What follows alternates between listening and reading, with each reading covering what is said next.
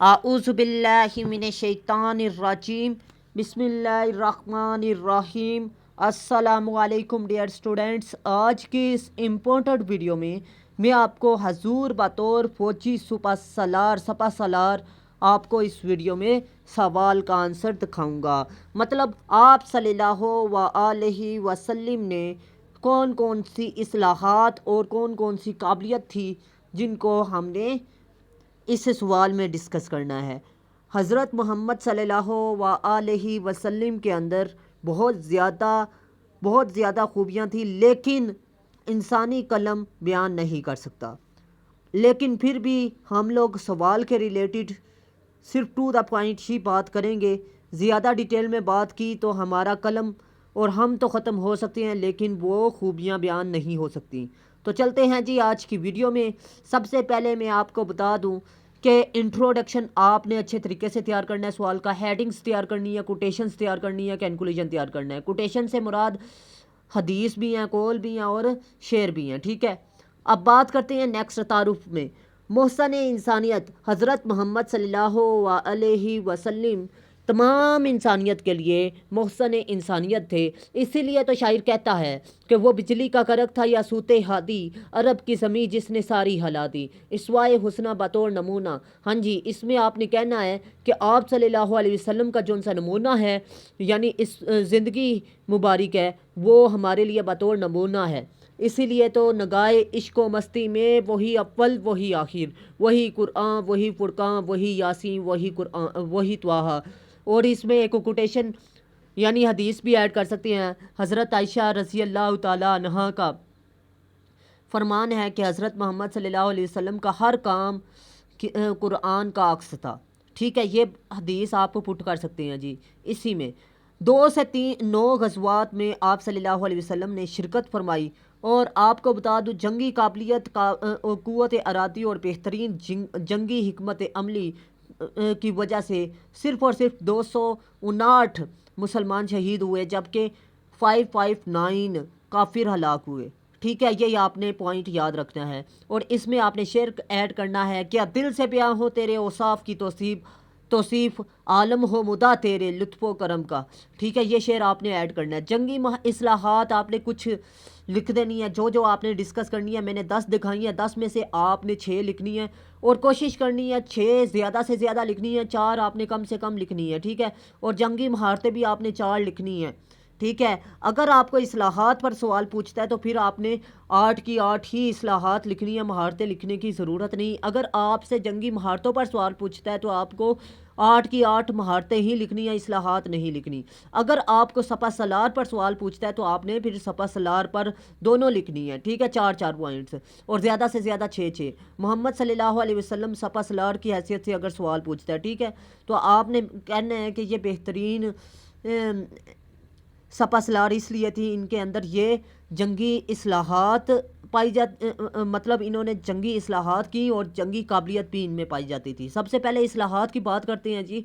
इस्लाहात में पहले इस्लाहात ये नाफिज की आप सल्लल्लाहु अलैहि वसल्लम ने कि बेखबर किसी भी काफिर पर हमला नहीं करना। मुसलमानों को बाकायदा तौर पर एक तरबियत भी दी कि आपने कुफार पर कभी भी बेखबर यानी उन्हें बताए बगैर हमला नहीं करना, बल्कि सुबह के वक्त आपने हमला करना है। अगर रात के वक्त आप जा रहे हैं और मंजिल पर पहुंचकर आपने सुबह के वक्त हमला करना है। ठीक है, आग का जलाना, हाँ जी, कि कभी भी आपने आग जलानी नहीं है, आग से किसी भी चीज़ को जलाना नहीं है। ये जंग का असूल बताया, ये तरबियत की है मुसलमानों की। ठीक है, जो लोग जंग के दौरान आग जलाते हैं ये मुसलमानों का शेवा नहीं है। ठीक है, ये बात हमारे नबी ने बताई है। ठीक है, आगे वो बता रहे हैं जी फसलों की तबाही से परहेज़। जी हाँ जी, हमारे नबी जानते थे कि ये जो सी फसलें हैं ये ऑक्सीजन का ज़रिया है। ठीक है, ये एक माशियत का ज़रिया है, इनका तो कसूर नहीं है, इंसानों से इख्तलाफात है ना। तो आपने तबाह किसको करना है? इंसानों को करना है, लेकिन असूल व ज़वाबित एक हदूद के अंदर रह कर। ठीक है, फसलों को तबाह नहीं करना, ये मेरे नबी ने और आपके नबी ने सिखाया है। ठीक है, तो मैं उम्मीद करता हूँ आपको अच्छे तरीके से ये बात भी, ये हेडिंग भी समझ में आ चुकी होगी। अगर कोई सवाल है, कन्फ्यूज़न है, तो आप लोग लाजमी वीडियो को अगेन देखिएगा। अगर फिर भी ना समझ आए तो थर्ड टाइम देखिएगा, इंशाल्लाह आपको समझ आ जाएगी। اور اگر آپ لوگوں نے ابھی تک چینل کو سبسکرائب نہیں کیا تو لازمی سبسکرائب کیجئے گا، اور اگر آپ نے ابھی تک ویڈیو کو لائک نہیں کیا تو لازمی لائک کیجئے گا، اور دوستوں کے ساتھ لازمی شیئر کیجئے گا، کیونکہ ایک ویڈیو بنانے میں مجھے 5 گھنٹے لگ جاتے ہیں۔ آپ لوگوں نے صرف لائک اور سبسکرائب کرنا ہوتا ہے، یار آپ لوگ اتنا کام نہیں کر سکتے، ٹھیک ہے؟ تو آپ لوگوں نے لازمی سبسکرائب اور لائک کرنا ہے۔ آگے بات کرتے ہیں، لاشوں کی بے حرمتی سے منع کیا ہے ہمارے نبی نے۔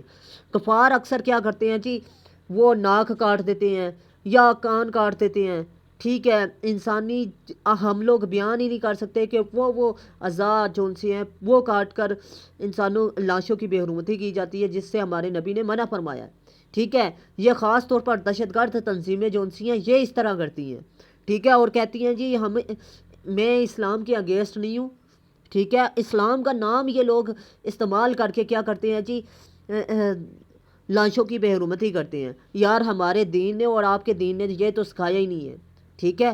اگر کوئی دہشت گرد تنظیم یہ ویڈیو دیکھ رہی ہے تو خدا را اس چیز کو فالو کریں کہ ہمارے نبی نے اس طرح کی حرکتوں سے منع کیا ہے۔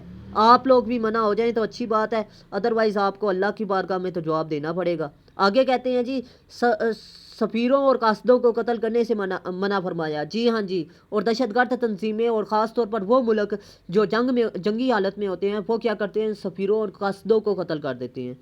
ان چیزوں سے بھی ہمارے نبی نے منع فرمایا ہے، ٹھیک ہے؟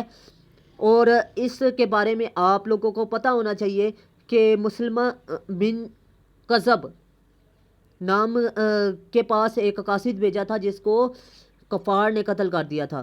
یہ میرے نبی نے مسلم بن قذب کے پاس ایک قاصد بھیجا تھا جس کو قتل کر دیا گیا تھا، تو اس کے بعد آپ صلی اللہ علیہ وسلم نے فرما دیا کہ مسلمانوں آپ نے یہ کام نہیں کرنا، یہ کافر کا کام ہے۔ تو اگر کوئی قاصد، یہ بھی آپ نے بات ذہن نشین رکھنی ہے کہ سفیروں اور قاصدوں کو قتل کرنے سے منع فرمایا ہمارے نبی نے۔ رضائے الہی کا اصول، جی ہاں جی، کہ ہمارے نبی نے کہا ہے کہ جہاد کرو تو لیکن ایک جذبہ ہونا چاہیے، وہ اللہ کی رضا ہونا چاہیے۔ یہ نہیں کہ جہاد کر رہے ہیں تو یہ اپنے ذاتی مفاد کے لیے کر رہا ہو انسان، یا کسی دوسرے انسان کی خاطر کر رہا ہو، یا کسی تنظیم کے لیے لڑ رہا ہو، نہیں، بلکہ اللہ تعالیٰ کی رضا کے لیے لڑنا چاہیے۔ اسی لیے تو، اور اللہ تعالیٰ کی جب رضا ہوتی ہے نا تو پھر میرے نبی کی بھی رضا ہوتی ہے، کیونکہ میں اس کا ثبوت اس شعر سے دوں گا، تکبیر میں، کلمے میں، نمازوں میں، اذان میں ہے نام الہی سے ملا نام محمد، سبحان اللہ جی۔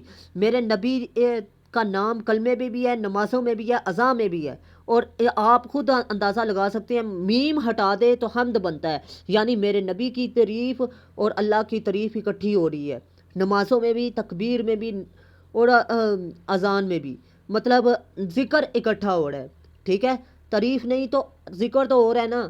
یہ بات آپ نے ذہن نشین رکھنی ہے کہ تکبیر میں، کلمے میں، نمازوں میں، اذان میں ہے نام الہی سے ملا نام محمد۔ آگے کہہ رہے ہیں جی، دین اسلام کی سربلندی، ہاں جی، کہ محمد کی محبت دین حق کی شرط اول ہے، جو اس میں ہو خامی تو ایمان نامکمل ہے، سب کچھ نامکمل ہے، ٹھیک ہے؟ مطلب ایمان نامکمل ہو جاتا ہے، ٹھیک ہے؟ اور جب جنگ لڑتا ہے مومن تو وہ دین کی سربلندی کے لیے لڑتا ہے، ٹھیک ہے؟ یہ بات آپ نے لکھنی ہے۔ فتنے کے خاتمے کے لیے، جی ہاں جی، فتنے کے خاتمے مطلب فساد کے خاتمے کے لیے جنگ ہو، یہ نہیں کہ فساد وہاں کا وہی ہو اور آپ جنگ جیت جائیں، یہ کام نہیں ہوتا جی۔ جنگ کی اصلاح یہ بھی ہے، اصلاحات یہ بھی نافذ کی میرے نبی نے کہ جب تک فتنہ ختم نہ ہو جائے تب تک جنگ جاری رہے، ٹھیک ہے؟ اور ہوتا یہ ہے کہ فتنہ وہاں پر ختم نہیں ہوتا اور وہاں پر جنگ ختم کر دی جاتی ہے۔ جیسے کہ آپ کو ایک کامن سی مثال آپ اس میں پٹ کر سکتے ہیں، مسئلہ کشمیر جب پاکستان اور بھارت کے درمیان تھا تو اگر پاکستان وہ فتنہ ختم کر دیتا تو آج آزاد کشمیر کے علاوہ جموں کشمیر بھی آزاد ہو چکا ہوتا، لیکن فتنے کو ختم کیے بغیر ہی، یہ ہمارے نبی نے آج 1400 سال پہلے کہا تھا، اور آج آپ دیکھ لیں کہ یہ بات بالکل حقیقت ہے کہ فتنہ اگر ختم ہو جاتا تو آج جموں کشمیر آزاد ہوتا، ٹھیک ہے؟ فتنے کے خاتمے کے بغیر جنگ ختم نہ کی جائے، یہ یاد رکھیے گا۔ بچوں، بوڑھوں اور عورتوں کو قتل کرنے سے منع فرمایا۔ میرے نبی نے یہ بھی کہا کہ بچوں کو قتل نہیں کرنا، بوڑھوں کو قتل نہیں کرنا، عورتوں کو قتل نہیں کرنا۔ آج بہت سے غیر مسلم ممالک ایسے ہیں جن کا میں نام نہیں لے رہا، لیکن آپ لوگ سمجھ چکے ہوں گے کہ انہوں نے بچوں، عورتوں اور بوڑھوں کو قتل کیا ہے۔ یار یہ انسانیت تو نہیں ہے، یہ ہمارے نبی نے فرمایا تو نہیں ہے۔ اور اکثر آپ دہشت گرد تنظیمیں دیکھ لیں، وہ بھی بچوں کو قتل کر رہی ہیں، اسلام کا نام استعمال کر رہی ہیں۔ افسوس اس بات کا ہے۔ ٹھیک ہے، آگے جنگی مہارتیں آپ لوگ دیکھ سکتے ہیں، امیر لشکر کی حکمت عملی۔ ٹھیک ہے کہ ہر جون سا میرے نبی تھے ان کے اندر ایک امیر لشکر کی حکمت عملی تھی۔ ٹھیک ہے، اور یہ حکمت عملی آپ کے جنگ کے جیتنے کا سبب بھی بن سکتی ہے اور ہارنے کا سبب بھی بن سکتی ہے۔ یہ نہ ہو کہ آپ کا جون سا امیر لشکر ہے وہی غلط ہو اور آپ اس کو فالو کر رہے ہوں۔ ٹھیک ہے، یہ چیز بڑی اثر انداز ہوتی ہے، اور یہ مہارت میرے نبی کے اندر تھی جس کی وجہ سے اسلام آج قائم و دائم ہے۔ ٹھیک ہے، پختہ عزم، ہاں جی، کہ امیر لشکر کے اندر ایک اور خوبی ہونی چاہیے، وہ یہ کہ وہ اللہ پر یقین رکھے، پختہ عزم رکھے۔ ٹھیک ہے، اس میں آپ یہ شعر ایڈ کر سکتے ہیں، تو عقل کا یہ معنی ہے کہ خنجر تیز رکھ اپنا، پھر انجام اس کی تیزی کا مقدر کے حوالے کر۔ ٹھیک ہے، یہ شعر آپ ایڈ کر سکتے ہیں۔ ٹھیک ہے، تو میں امید کرتا ہوں آپ لوگ اسے لکھ لیں گے۔ میں دوبارہ بول رہا ہوں، ذرا سماعت کیجئے گا غور سے۔ توکل کے یہ معنی ہیں کہ خنجر تیز رکھ اپنا، پھر انجام اس کی تیزی کا مقدر کے حوالے کر۔ ٹھیک ہے، ارادے جن کے پختہ ہوں، نظر جن کی خدا پر ہو، تلاطم خیز مواجہوں سے وہ گھبرایا نہیں کرتے۔ یہ شعر بھی آپ ایڈ کر سکتے ہیں۔ تو اگر آپ آن لائن کلاسز میری اٹینڈ کرنا چاہتے ہیں تو موسٹ ویلکم۔ آپ لوگوں کو بتاتا چلوں کہ میں نے C S S, P M S اور تحصیلدار کے لیے صرف 6 ایسے لکھے ہیں، اور وہ 6 کے 6 ایسے جون سے ہیں ڈسکرپٹیو ایسے پر لکھے گئے ہیں، اور یہ 6 ایسے جون سے ہیں یہ میں نے 10 تھیمز پر لکھے ہیں۔ وہ تھیم ہے جی democracy, problems of law, politics, اور اس کے علاوہ وومین، جینڈر، اس کے علاوہ سائنس، ایجوکیشن، کرنٹ افیئر، اور اس کے علاوہ سوشل ایولز، اور اس کے علاوہ آپ کو بتا دوں ایک مزید ٹاپک ہے، مطلب آپ کو یہ جون سے 9 ٹاپکس بتائے ہیں، ان سے باہر ایسے آتا ہی نہیں ہے C S S, P M S اور تحصیلدار کے پیپر میں۔ آپ 2023 کا پیپر اٹھائیں، بوائز ول بی بوائز۔ آپ 2024 کا پیپر اٹھائیں، پولیٹیکل پولرائزیشن۔ ٹھیک ہے، یہ ایسے جون سے ہیں، یہ میرے نوٹس میں سے ہیں۔ اگر آپ لوگ وہ پرچیز کر لیتے ہیں تو میں آپ کو گارنٹی دیتا ہوں آپ کا ایسے کا پیپر 100% کلیئر ہو جائے گا۔ ٹھیک ہے، اور یہ 6 ایسے جون سے ہیں، ان میں 600 ایسے کلیئر ہوگا، صرف آپ نے کی ورڈ چینج کرنا ہے ایسے کے مطابق۔ اور آپ کو یہ بھی بتا دوں فیکٹس اینڈ فگر اور کوٹیشن آپ نے ایڈ کرنی ہے، 3 سے 4 C S S qualifier teacher سے یہ چیک شدہ ہیں، اور بے فکر ہو کر آپ تیاری کر سکتے ہیں۔ آپ لوگوں کو بتا دوں لاکھوں روپے خرچ کرتے ہیں اکیڈمیز میں جا کر اسٹوڈنٹ، اور 3 سے 4 سال لگانے کے باوجود student C S S, P M S qualify نہیں کرتے، صرف اس وجہ سے کہ وہ مختلف کتابیں تیار کرتے ہیں، بعد میں وہ کنفیوز ہو جاتے ہیں۔ ٹھیک ہے، جس کی وجہ سے پزل ہو جاتے ہیں، جس کی وجہ سے پیپر ان کا کلیئر نہیں ہوتا۔ ان کو پتہ ہی نہیں ہوتا کہ میں نے اگر ڈسکرپٹیو ایسے آ گیا تو میں نے لکھنا کیا ہے۔ ٹھیک ہے، آپ کو یہ بتا دوں کہ آپ نے سی ایس ایس میں نہ تو لٹریری ایسے لکھنا ہے اور نہ ہی آپ نے آرگیومنٹیٹیو ایسے لکھنا ہے۔ اگر یہ لکھیں گے تو آپ فیل ہو سکتے ہیں۔ آپ لوگوں نے صرف ڈسکرپٹیو ایسے لکھنا ہے، اور ڈسکرپٹیو ایسے کو لکھنے کا اصول الگ الگ ہے، اور وہ 6 اصول ہیں جن کے مطابق میں نے 10 ڈومینز جون سی ہیں ان میں 6 ایسے لکھے ہیں، اور 10 ڈومینز جون سی ہیں ان میں سے ایسے ہر سال آ رہا ہے۔ ٹھیک ہے، اگر آپ لوگ وہ دیکھ لیتے ہیں میرے نوٹس، آپ لوگ ان میں سے تیاری کر لیتے ہیں تو میں آپ کو گارنٹی دیتا ہوں آپ کا ایسے کا پیپر فیل نہیں ہوگا انشاءاللہ۔